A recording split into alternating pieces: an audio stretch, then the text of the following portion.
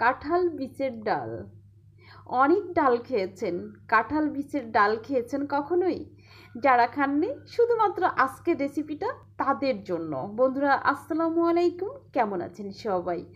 আজকে আপনাদের জন্য নিয়ে এলাম খুব মজাদার একটা রেসিপি, আর এটা হচ্ছে কাঁঠাল বীজের ডাল। তো আজকে আমি এই কাঁঠাল বীজের ডালটা কিভাবে রান্না করেছি বিস্তারিত আপনাদের সাথে শেয়ার করব। আর হ্যাঁ বন্ধুরা, যদি আজকের রেসিপিটা আপনাদের ভালো লেগে থাকে তাহলে ছোট্ট একটা লাইক দিবেন আর সুন্দর একটা কমেন্ট করবেন। তাহলে চলুন দেখে নেওয়া যাক কাঁঠাল বীজের ডাল কিভাবে রান্না করলাম। এখানে দেখতেই পাচ্ছেন আমি কাঁঠাল বীজ নিয়েছি। এখন এগুলো পরিষ্কার করে নিব। কাঁঠাল বীজের গায়ে একটা খোসা থাকে, ওইটা ওঠানোর পরে পানিতে ভিজিয়ে রেখে তারপরে যে লাল আবরণটা থাকে ওটা কিন্তু তুলে ফেলতে হয়। যদি মনে করেন যে লাল আবরণটা আপনি তুলতে পারছেন না, সেক্ষেত্রে লাল আবরণ সহ রান্না করতে পারেন, কিন্তু রান্না করলে কি হয় যে ডালটা দেখতে ভালো লাগে না। এর জন্য এই লাল আবরণটা তোলার জন্য যেটা করবেন সেটা হচ্ছে পানিতে ভিজিয়ে রেখে দিবেন 1 থেকে 2 ঘন্টা। তো আমি এটাই করছি। এখন এই বীজগুলো পানিতে ভিজিয়ে রেখে দিব। এই যে দেখুন আমি পানি নিয়েছি, আর এখন এই সবগুলো বীজ পানির মধ্যে দিয়ে দিচ্ছি। আর পানির ভিতর দেওয়ার পরে 1 থেকে 2 ঘন্টার মতো রেখে দিব, তারপরে এগুলো পরিষ্কার করে নিব। এই যে দেখুন আমি পানিতে ভিজিয়ে রেখে দিলাম। এবার দেখুন আমি পরিষ্কার করে নিয়েছি। যদিও পরিষ্কার করার পরে লাল আবরণ কিছুটা রয়েই গেছে, কিন্তু এতে কোনো সমস্যা হবে না। আর ওই যে বললাম যে কাঁঠাল বীজ পরিষ্কার করা বেশ কষ্টসাধ্য একটা বিষয়। তো যাই হোক, অন্যান্য ডাল রান্না করতে যে উপকরণগুলো আমরা ব্যবহার করি ঠিক সেই উপকরণগুলো দিয়েই কাঁঠাল বীজের ডাল রান্না করতে হয়। দেখতে পাচ্ছেন এখানে পেঁয়াজ, রসুন, কাঁচামরিচ, তেজপাতা নিয়েছি। এখন আমি এই সব উপকরণ একটা প্রেসার কুকারে নিয়ে নিব সেদ্ধ করার জন্য।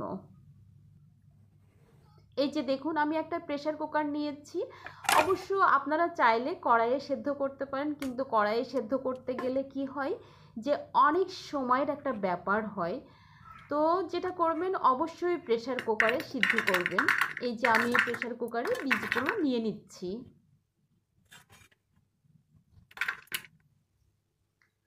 তো আমি সবগুলো বীজ প্রেসার কুকারে নিয়ে নিয়েছি। এবার কেটে রাখা রসুন, পেঁয়াজ, কাঁচামরিচ সব কিছু দিয়ে দিচ্ছি। এগুলো দেওয়ার পরে এবার পরিমাণ মতো পানি দিয়ে দিব। আসলে আমরা অন্যান্য ডাল যেভাবে রান্না করি ঠিক সেইভাবে এই কাঁঠাল বীজের ডাল রান্না করতে হয়, কোনো পার্থক্য নাই।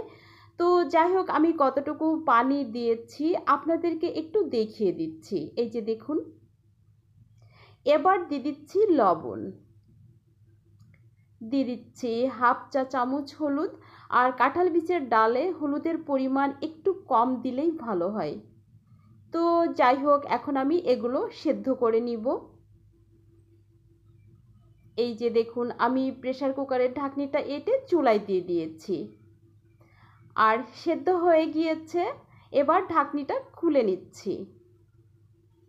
এই যে দেখুন সেদ্ধ করার পরে কেমন হয়েছে। এবার যেটা করব সেটা হচ্ছে একটা ব্লান্ডারে দিয়ে এটা ব্লান্ড করে নিব। তো যাই হোক আমি ব্লান্ডারে দেওয়ার সময় কিন্তু তেজপাতা আর মরিচগুলো তুলে রেখেছি। আমি কাঁঠাল বীজগুলো ব্লান্ড করে নিয়েছি, আর একই প্রেসার কুকারে এখন একটু জাল করে নিচ্ছি, কারণ ফোড়নের আগে একটু অবশ্যই জাল করে নেবেন, তাহলে এর স্বাদটা বেশ ভালো আসবে।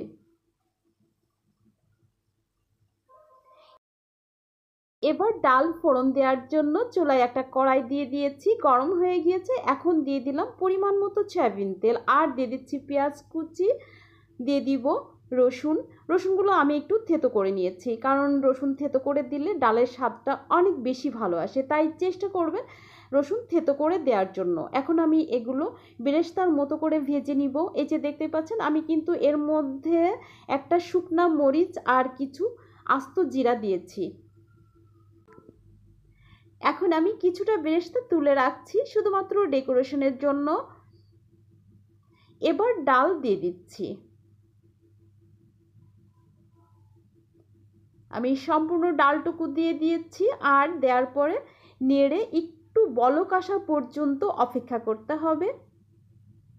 বন্ধুরা দেখলেন আমি কিভাবে কাঁঠাল বীজ দিয়ে ডাল রান্না করলাম। যদি আজকের রেসিপিটা আপনাদের ভালো লেগে থাকে অবশ্যই বাসায় একদিন ট্রাই করবেন, আমি আশা রাখি খুবই ভালো হবে। যারা খেয়েছেন তারা তো অবশ্যই এর স্বাদ জানেন, আর যারা খাননি শুধুমাত্র তাদের জন্য অনুরোধ করছি একদিন হলেও বাসায় রান্না করবেন। বন্ধুরা অনেকক্ষণ কষ্ট করে আমার রেসিপিটা দেখার জন্য আপনাদেরকে অসংখ্য ধন্যবাদ। আবারও দেখা হবে নেক্সট কোনো রেসিপিতে। সে পর্যন্ত সবাই ভালো থাকবেন, সুস্থ থাকবেন। অনেক অনেক দোয়া রইল আপনাদের জন্য, আমার জন্য একটু দোয়া করবেন। তো আজকের মতো বিদায় নিচ্ছি আমি নিম্নি। খোদা হাফেজ।